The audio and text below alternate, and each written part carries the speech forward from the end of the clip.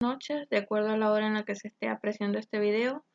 Ahora vamos a analizar la guía 1 de la fase 2 de lenguaje y literatura para los estudiantes de primer año de bachillerato. Vamos a iniciar detallando unidad y contenidos que vamos a estudiar en esta ocasión.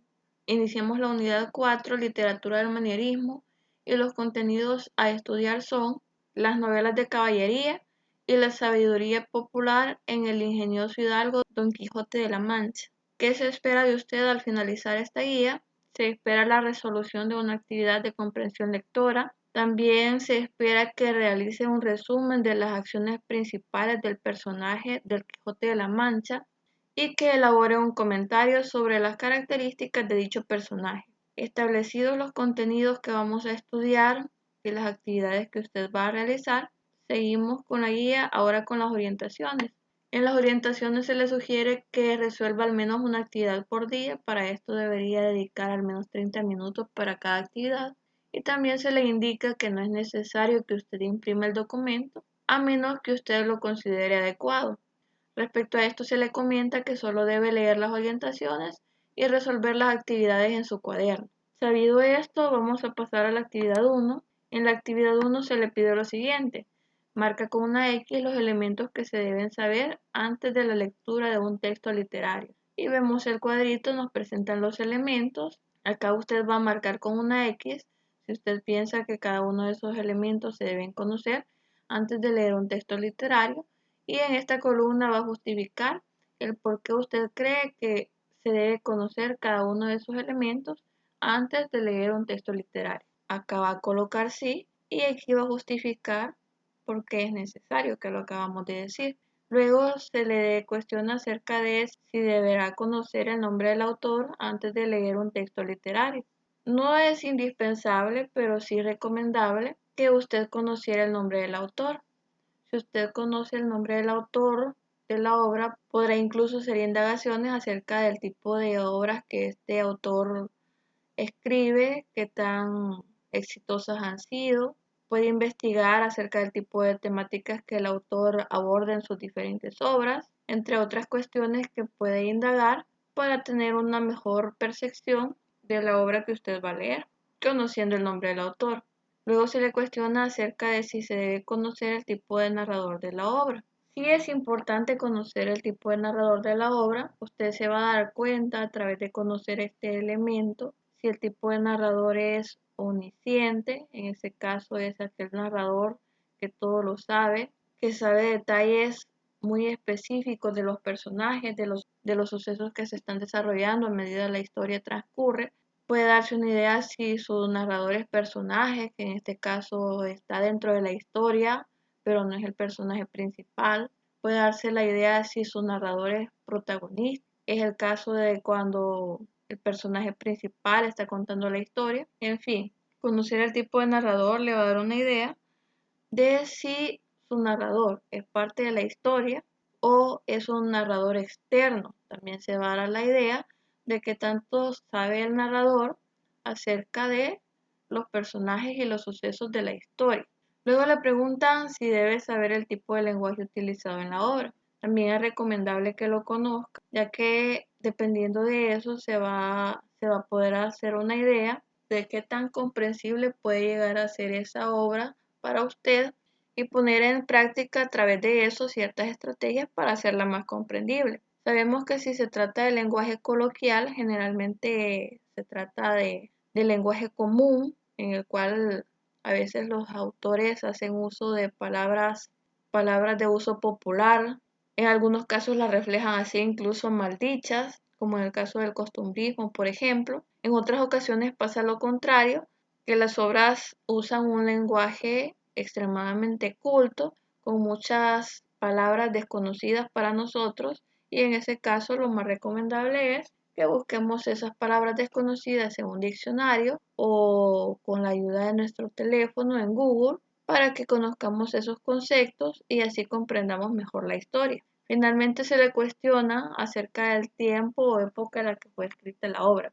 Este aspecto es muy importante conocerlo, ya que dependiendo de la época en que fuera escrita la obra, va a ser la corriente literaria a la que pertenezca, como ya hablábamos en ocasiones anteriores, que en diferentes periodos del tiempo se dieron también diferentes estilos de escritura que se conocen como corrientes literarias. Así que va a ser muy importante que usted sepa el tiempo y época en que fue escrita la obra para que se dé una idea del tipo de corriente literaria al que pertenece, y dependiendo a la corriente literaria que pertenezca, usted va a tener una concepción clara del estilo literario, del estilo de escritura de la obra. Después de haber analizado el cuadro, le piden investigar sobre la época en que surge la novela de caballería y en la que fue escrita El Quijote de la Mancha del señor Miguel de Cervantes Saavedra. Conocer esto le ayudará a usted a comprender mejor las actividades que siguen. Para esto se le proporciona un enlace por acá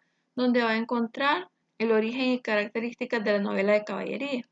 Este género se originó en Francia y contradictoriamente tuvo más éxito en España. También se extendió hacia Inglaterra, Portugal e Italia, pero en estos países no tuvo tanta relevancia, tanta popularidad como la tuvo en España. Las historias de heroísmo, caballeresco y galantería fueron un elemento muy importante en la época de la Edad Media en toda Europa. Esto cambió la visión del mundo que trajo el Renacimiento y disminuyó su popularidad. Sin embargo, en España, a finales del siglo XV, la novela de caballería cobró fuerza con la publicación de una versión revisada de la obra Amadís de Gaula, escrita por el señor García Rodríguez de Montalvo, exactamente en 1508.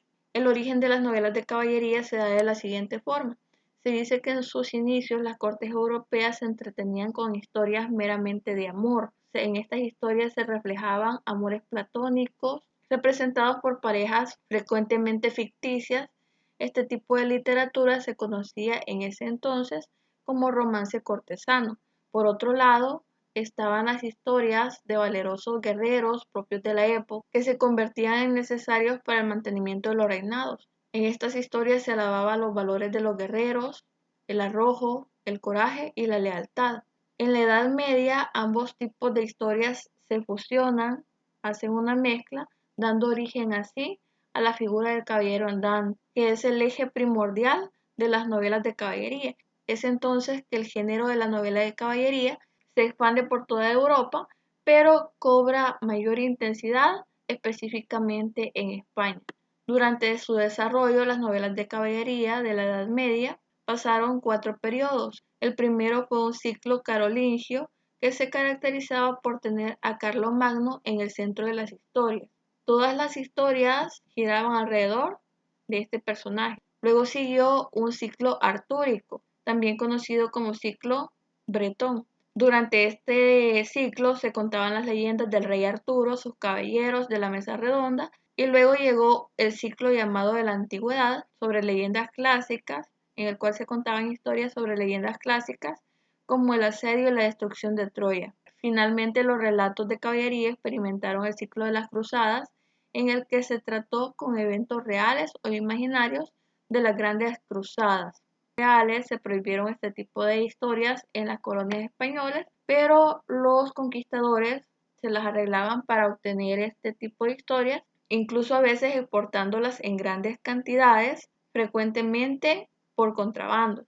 Algunas de las características de las novelas de caballería son las siguientes. El foco en las hazañas y no en el protagonista. Se hace énfasis en las hazañas y no en el protagonista. Es decir, que lo primordial de la historia son los eventos que acontecen, las guerras, las batallas, las hazañas, y en segundo plano se encuentra el protagonista. Luego tenemos las estructuras abiertas y flexibles.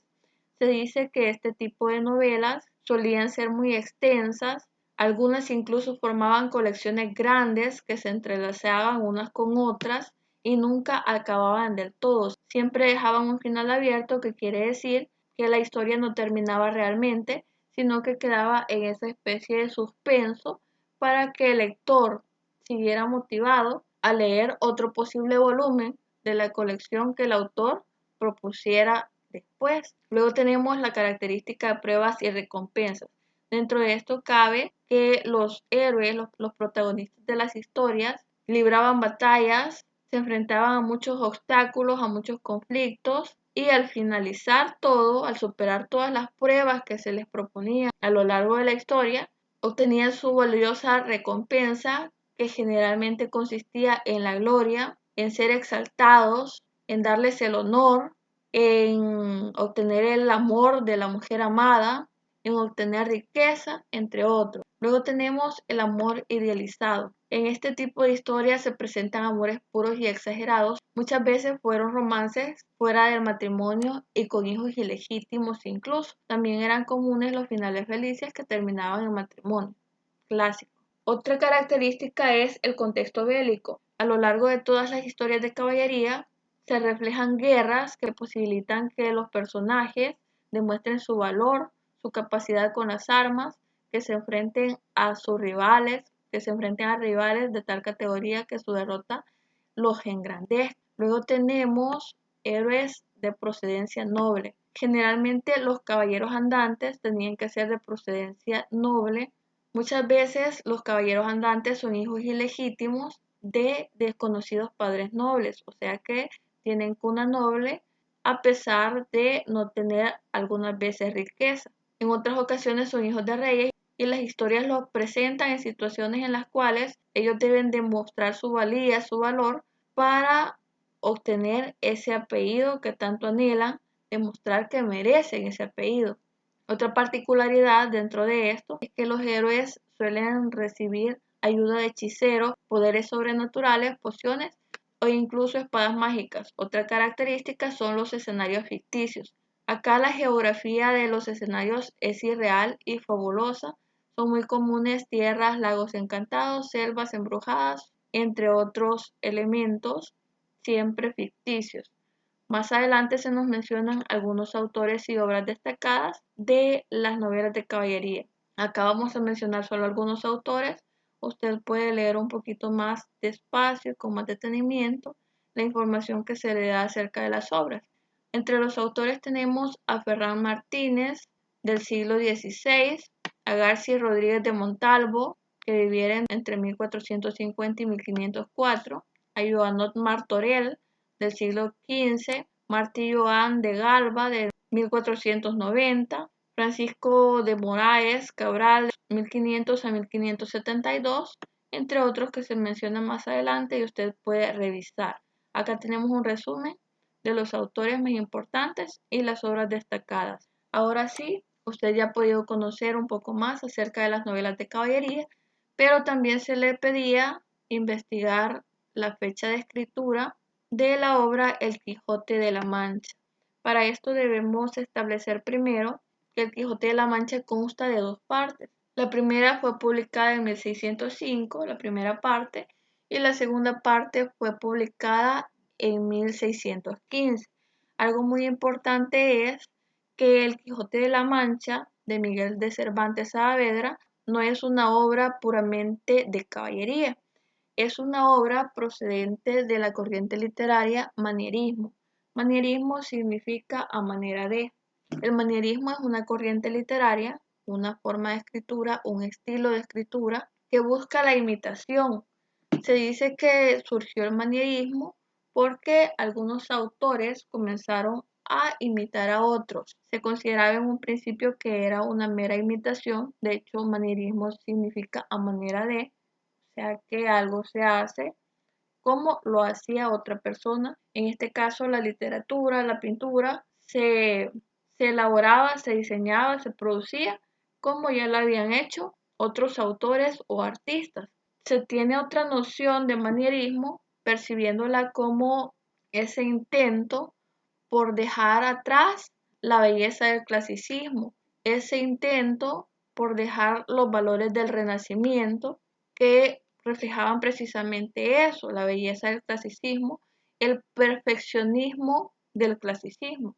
Entonces, el manierismo busca una imitación de las obras más representativas y sobresalientes de esos tiempos, trasladándolas a un estilo propio, una imitación que más bien parece una parodia, no una imitación seria. Sabido esto, podemos entender mejor El Quijote de la Mancha, que se refleja como una parodia a las novelas de caballería. Entonces, vamos a puntualizar bien Las novelas de caballería son aquellas que narran historias de los caballeros andantes que luchan por su honor, por su gloria, por riquezas, por el amor.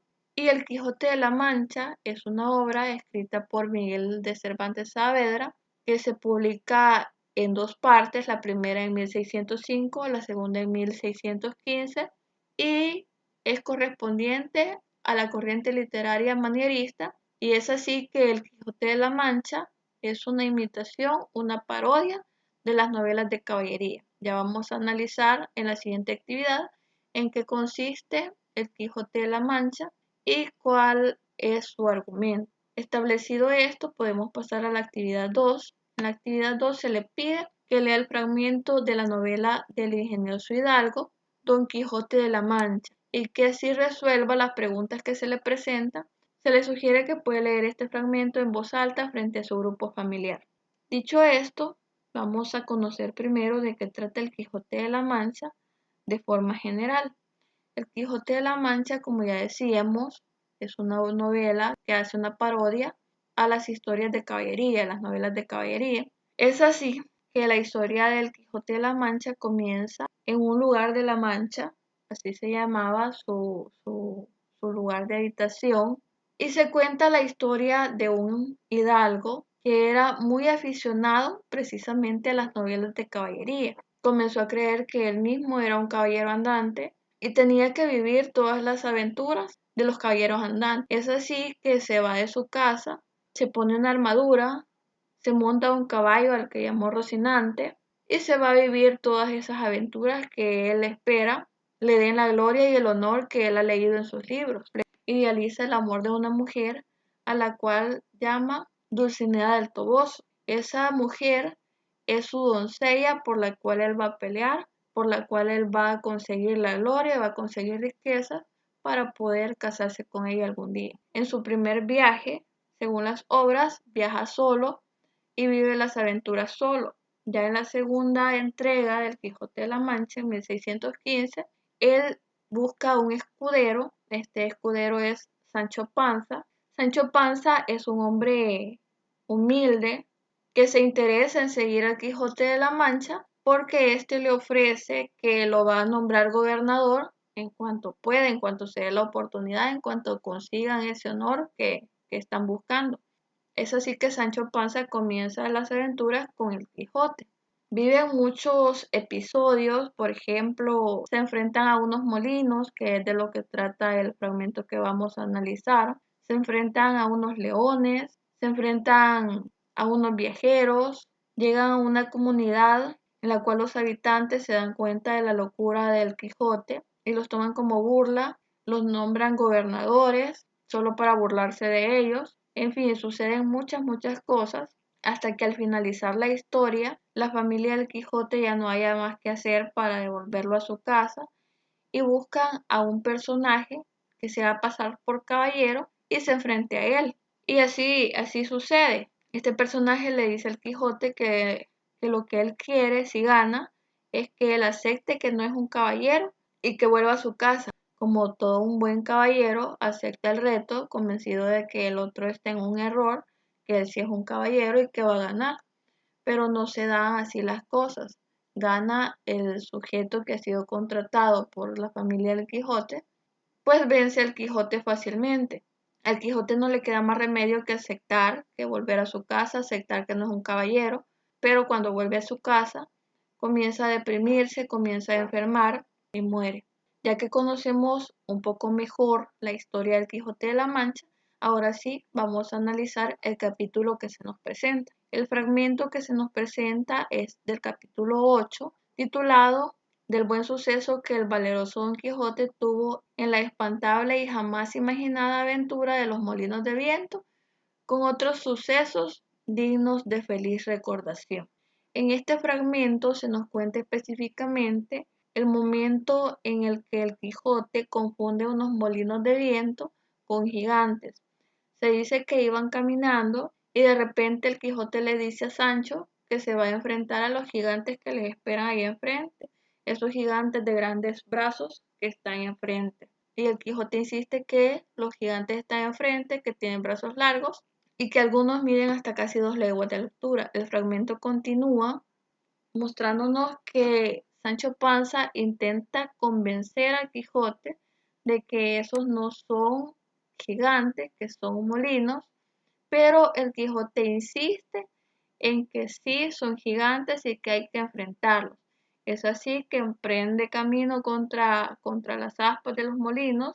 Como todo buen caballero, él se encomienda a su doncella Dulcinea del Toboso y arremete a galope contra los molinos montado en su caballo Rocinante, logrando únicamente rodar por el campo de una forma muy aparatosa y resultar muy golpeado, como ya decíamos. Acá se nos presenta un cuadrito en el que se nos habla un poco acerca del autor y de la obra.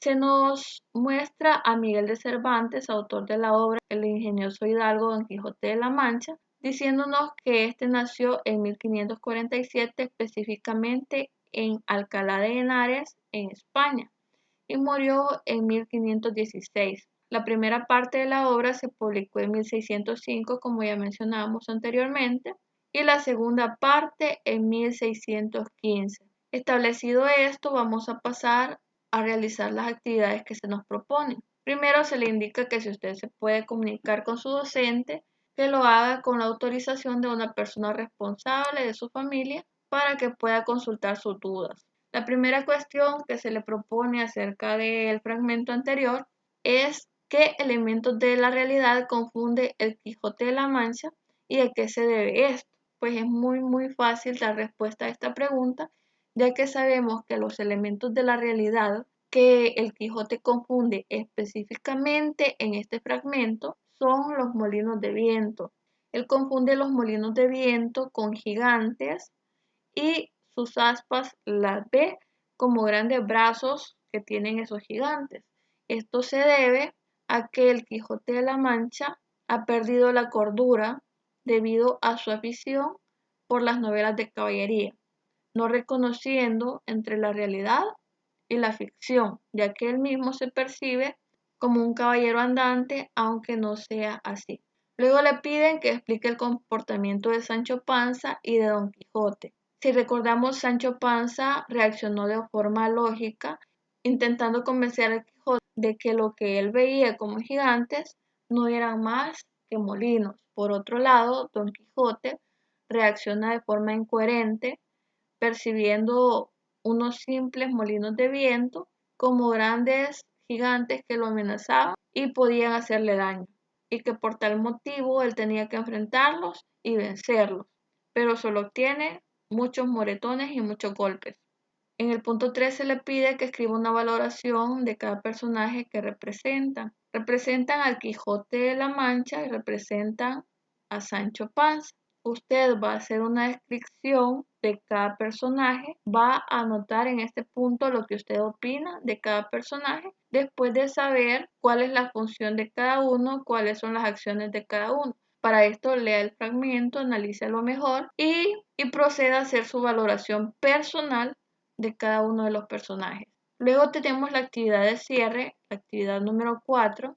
En la actividad 4 se le pide que lea la siguiente información sobre los personajes de la novela de caballería. La información es la siguiente. Se le dice que en las novelas de caballería los personajes eran idealizados. Generalmente eran muy jóvenes, fuertes y valientes. Como ya decíamos anteriormente, eran caballeros andantes en busca de aventura, defensores de su honor, hombres que defendían el honor de las mujeres, de los más necesitados, que, como mencionábamos anteriormente, generalmente pertenecían a la clase noble, eran hijos de reyes, hijos de nobles, que generalmente no habían sido reconocidos, hijos bastardos, que luchaban por obtener el derecho a esos apellidos. En algunas ocasiones eran gente noble realmente, que tenía acceso a bienes que les daban la oportunidad, que les resultaban en tener posibilidades económicas para poder procurarse monturas y armaduras a la altura de un caballero, y que eran necesarias a su vez para enfrentarse a las batallas y a la justa. Luego de conocer esta información, se nos pide que